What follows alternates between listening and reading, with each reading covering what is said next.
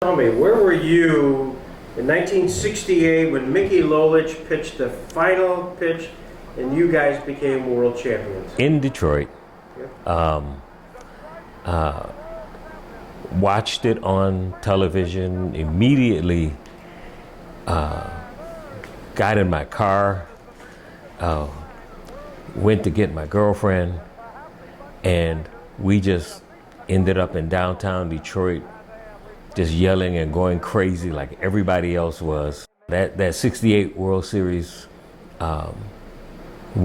championship was really important for Detroit for a couple of reasons. An important cathartic moment for the city that had gone through what it had gone through in 1967. To have that come back. Those players, Mickey Lolich, Denny McClain, even people like, Gates Brown,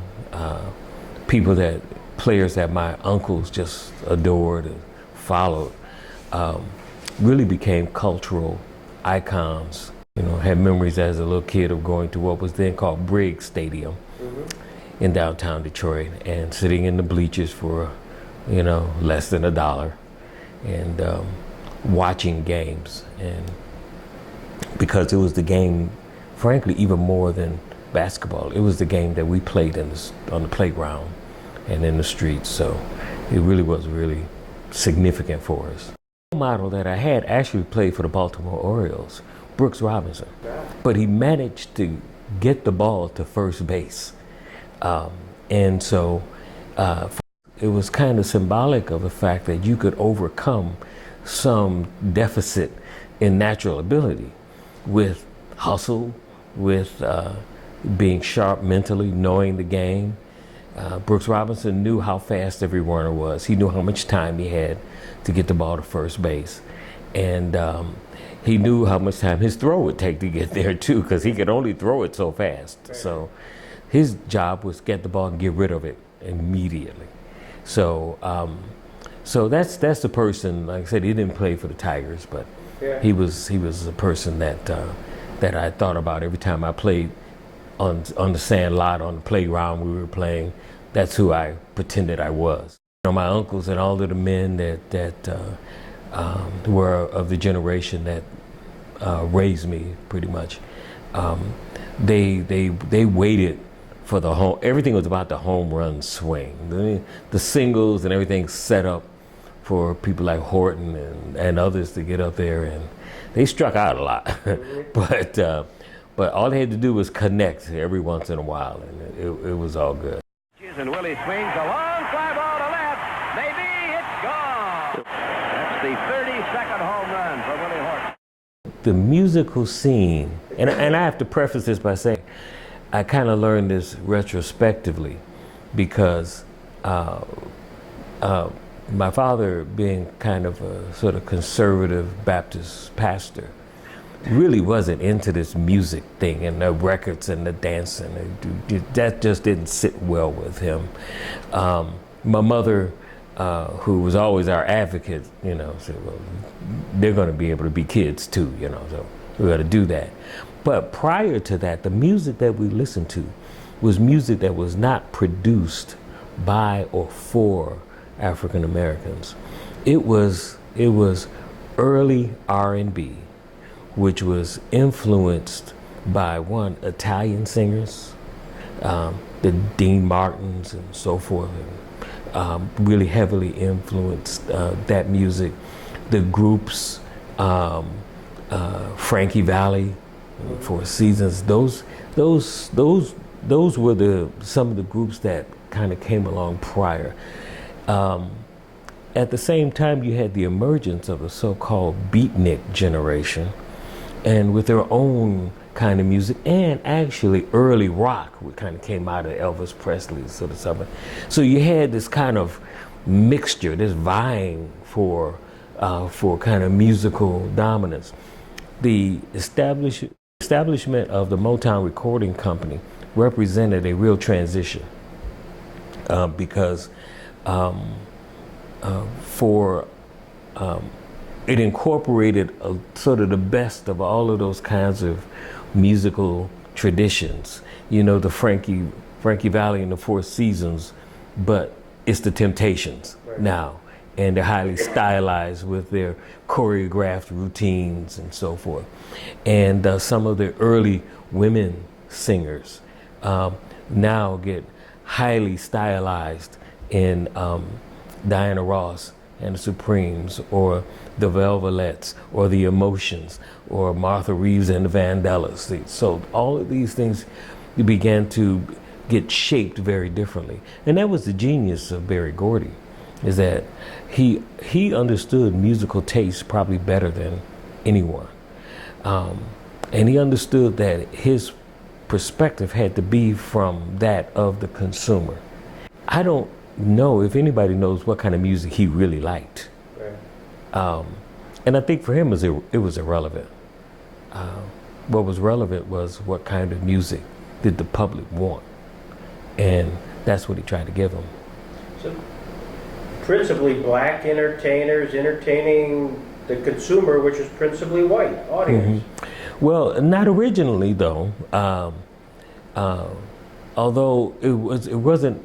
Those early singers sang in reviews and shows that largely catered to a black audience.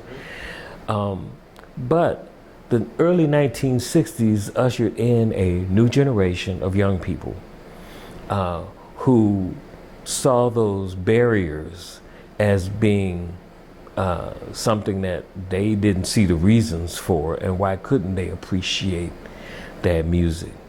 One interesting fact is that the music of Motown, while being performed in our own, what one scholar calls community theaters, by that he means the clubs and the places where they would go to perform, that Motown music was not played in mainstream radio stations. They were still playing Frankie Valli.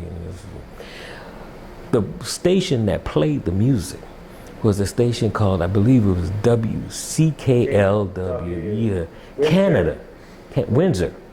And the DJs in Windsor played the Motown music. We had to listen to a Canadian radio station to hear the music of Motown. That does it for Big Tom Rivers. 1971, and Hank O'Neill starts a brand new year next at CKLW. For the last time this year, I will say to you, rock on, mother! Ladies and gentlemen, the beat goes on. CKLW, the Motor City. A lot of people who listened to radio from Windsor were not black. So, and they began to be exposed to that music, began to love it and appreciate it. And that sort of helped till the ground for Motown expanding influence. I smile only because it was really one of the first power stations at night. Yes. How are you, Detroit? And this is the Big 8 and Martha Reeves. As you brush your shoes. CKLW. He actually, in many ways, purposely expunged the sort of churchified element from the music. He, I think, rightly understood that his audience would be largely secular. Mm-hmm. And so he basically shaped the music for popular consumption by secularizing it to a degree. And it happens even in contemporary music, certain things. And what he really understood was, in writing the music, that there were certain chord progressions that are associated with, on a very deep emotional level, with the black church. And so if you play these chords in this order, you're in church, and that's where you hear them, that's where it brings you. And he understood that he had to kind of separate that and not have that happen. So you had a secular musical space, and you had a sacred music space in the black community. And the black sacred music tradition had their own record labels. They sold records, and certainly not as many as Motown, but they sold their own records to their own specific niche audience of that. And then you had the Motown and the popular music. There's an interesting scene in the movie about Ray Charles, in which he goes to a nightclub to play. And he sits down, having grown up in church, he sits down and begins to play these chord progressions that are associated with church. Well, he has run out of the nightclub, according to the movie, because people are uncomfortable with the fact that he has brought church into the nightclub. Just as I'm sure they would be uncomfortable if he brought the nightclub into the church. So it's just very interesting that Berry Gordy kind of recognized this kind of emergence of this sort of secular, sacred separation in American life, and decided that he would expunge those church elements from it. You know, it took off fairly quickly. I mean, when we think about the fact that the story that I tried to frame in the presentation, very briefly, was a 12-year window from beginning to the move to Los Angeles. It took off fairly quickly. One, because the ground was really ripe and the soil was really ready for that implantation. Because the baby boomers were moving into their teenage years, and the audience was there for it. The 60s, with its sort of loosening of social conventions, all of that was happening. So he was at the right place at the right time. I think what really distinguished him, as I said in the presentation, was that in his brief stint working in the auto factory for Ford Motor Company, what he took away from there were efficient modes of production that Henry Ford brought to the manufacturing process. And so he brought that to the musical manufacturing process, and really was able to really have the kind of success that Ford had producing automobiles. You remember, Ford was not the first person to make an automobile. He just modernized the process of making an automobile. And Gordy modernized the process of making music. Music that was rich in its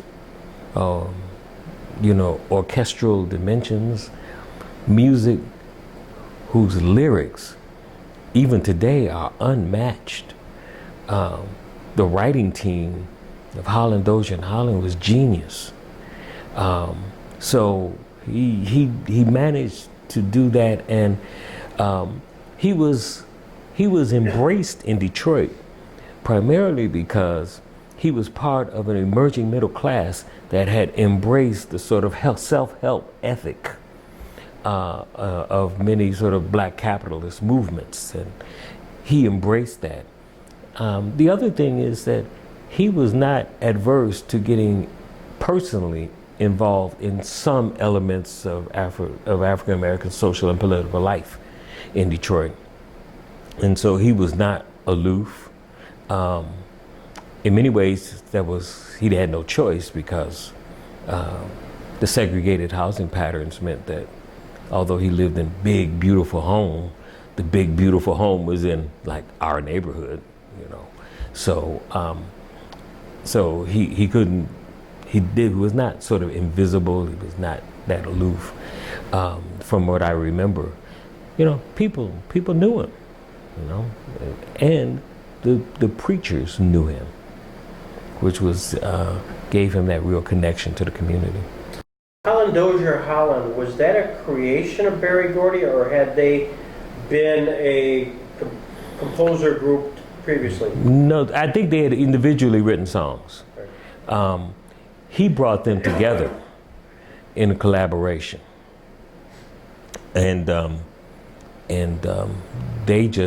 they wrote a series of really powerful hits. So And they just became known by those three names, Holland, Dozier, and Holland. They became less and less artists and more technicians. They were employees. The lure of stardom allowed him to sign these artists for contracts that were really worth very little compared to the income that they generated. Songwriters, if you think about somebody like Holland, Dozier, and Holland today, what they could charge, for a song that's going to be a sure #1 hit, they would have gotten wealthy. And as I said, that the songwriting team actually sued Motown because of the contracts that were unfairly drafted and written. So this notion of the artist as simply the one that performs, by separating the production process, the artist doesn't really have anything to do with the creation of the song. The artist performs the song. And then the marketing department sells the song. The DJs and stuff, they sell the song. What this allowed him to do, just as any kind of modern assembly line manufacturing process does, it allows you to interchange parts. So even today, there's a group called the Temptations. I think the last original member is gone, but so there are no original members, but there is a group because Motown owns the name, they own the brand, and so they just put other singers in there. I refer to Diana Ross's voice as the cotton candy because it evoked that kind of feeling. Martha Reeves, Dancing in the Street was a perfect song because it required you to belt out the song over this really strong beat, whereas Diana Ross's music tends to be melodic, and that sort of suits her voice. And so he would decide, which artists work best. But that's the manufacturing process, is that I will package the product in the way that best suits what I want to achieve. So he did. That performance piece was for him very important because it's how you solidified the brand, and it's how you basically sold the records, because it was all about image as well. They didn't just have to be able to sing. They had to look the part. So he hired, makeup artists and hair designers. The costumes were designed specifically to create a certain kind of experience. So the Supremes always exuded elegance in the way that they presented themselves. The Temptations, they were always a little slick, in the way that they presented themselves. And so a lot of it was to really bring a sense of sophistication to the music production. Jazz musicians, and the kind of historic association of jazz musicians with certain kinds of addictions and drug use and stuff is all really part of it. A lot of that was simply accepted as part of the creative process that the jazz musicians had to do. But the key difference is that I think jazz musicians, at least in those days, performed as much for themselves as they did their audience. One of my favorite images is of Miles Davis, who would turn his back on the audience, point his head down, and play. But he was not playing to anybody who was around him. And many jazz musicians were about the ensemble. How do we relate and bounce off each other? So it's about this community of musicians. And listeners of jazz were spectators. That's what we did. We sat and we listened to it. Motown music was to encourage you to participate through dance mainly, or to sing along with them. So there was a difference. As jazz did not have a broad audience. And in my generation coming up in love with Motown, it was the same time that I was introduced to John Coltrane. But Coltrane escaped me. You know, I only later that I really appreciate the fact that I actually sat and listened to John Coltrane live. Because at the time I was doing it, I didn't know what this guy was doing, you know, with the saxophone and playing all these kind of, you know, atonal, you know, notes and the stuff that seemed he was just playing any note that struck him. And I couldn't figure out a melody or anything, but I just did not have the, you know, the taste developed and evolved for at least that avant-garde jazz. You're being a sax player. Did you have a role model? You know, I had a teacher ask me that, and that's it. And they said, when you think of, who do you think of as a role model? And he mentioned somebody named Boots Randolph or a couple other people. And I said, Junior Walker and the All-Stars. And he was mortified by that, because if you remember Junior Walker, you know, he was a completely self-trained saxophonist who played this hard-hitting, you know, R&B music. And you know, so they were trying to train me classically to play woodwinds. And so for them to hear me, you know, say it was Junior, it was really frustrating as a teacher. But it was the music I listened to, you know, and when I thought about kind of saxophone player that I wanted to kind of be really out there and aggressive, and that's the saxophone player that we listened to. But the term came to me simply because, having lived through it, what Motown kind of represented a reference point for the interpretation of other musical trends. And the word just seemed to fit. And when I thought about the broader meaning of the term gospel, it means a set of beliefs firmly held by a person or community.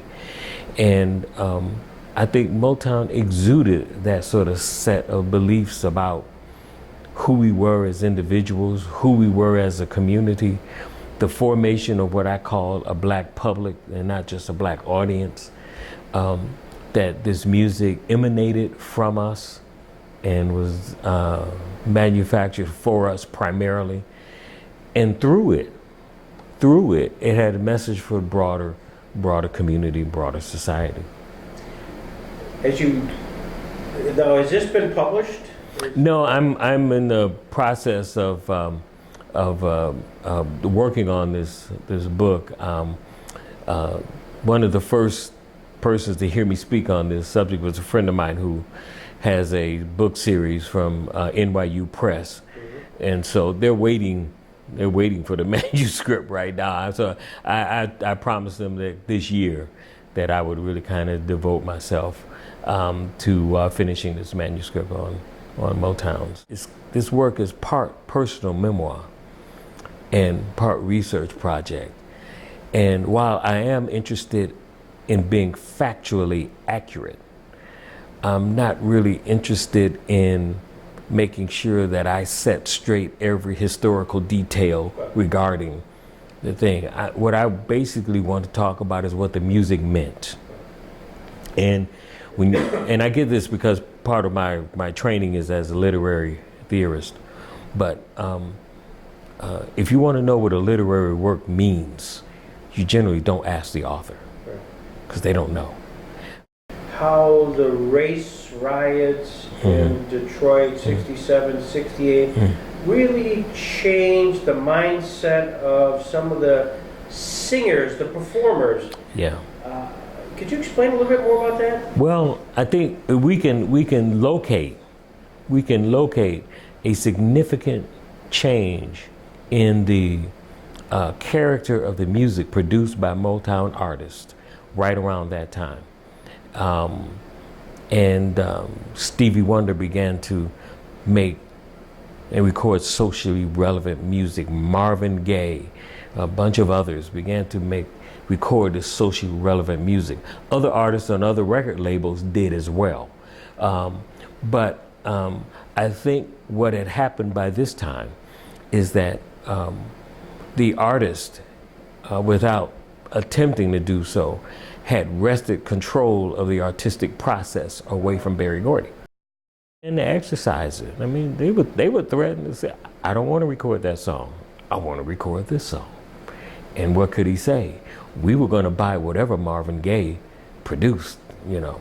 So I think the artists wrested control, and then they began to use that platform to speak to the issues of the day. I think it's a dimension of the story of Motown that is really critical to its importance. I think if it had remained early Motown only, it would have been kind of a passing footnote. But because in a 12-year period we see this evolution of the music to this moment where these artists are pushing these boundaries, where they are heavily engaged in what's happening in the community. I think that's a critical chapter in Motown. The story is that the artistic environment that produced these singers did not go anywhere. All of the Motown singers at some point or another sang in church. And even today, if you go to Detroit, doesn't matter what the church is. I mean, a little small church like the one that my late brother and sister-in-law went to, 75 people in there, packed into a little building. You're going to find somebody who can sing with the kind of quality that you would associate with Motown. It's there. Music is in the air. Some of that music stayed within the church tradition, and so you have singers like the Winans now. They're from Detroit, in Detroit, but they embody that. The late Thomas Whitfield, wonderful church musician. So the music was still there, although the context has changed. The other thing is that independent radio stations are really pretty much a thing of the past. That cultural performance gets reenacted over and over again. So that's why I argue that Detroit, as a site within the Midwest, was fertile ground for Motown. That one could almost say that it wasn't Motown that made Detroit, it was Detroit that made Motown, because of its own kind of rich history and the confluence of forces that gathered there. What was the big question yesterday? You say, oh, I didn't see that coming. Well, you know, I always looked at issues of perspective. The gentleman who said that he was flying in a military aircraft headed to Detroit in 1967. And he called it, Operation Invasion of Detroit or something like that. And so you think about these historical events and the different perspectives that people have in their experience of it. He sees it from 30,000 feet, sees smoke rising from the city. I'm at ground zero, hearing the gunshots, seeing the military camped all around our neighborhood.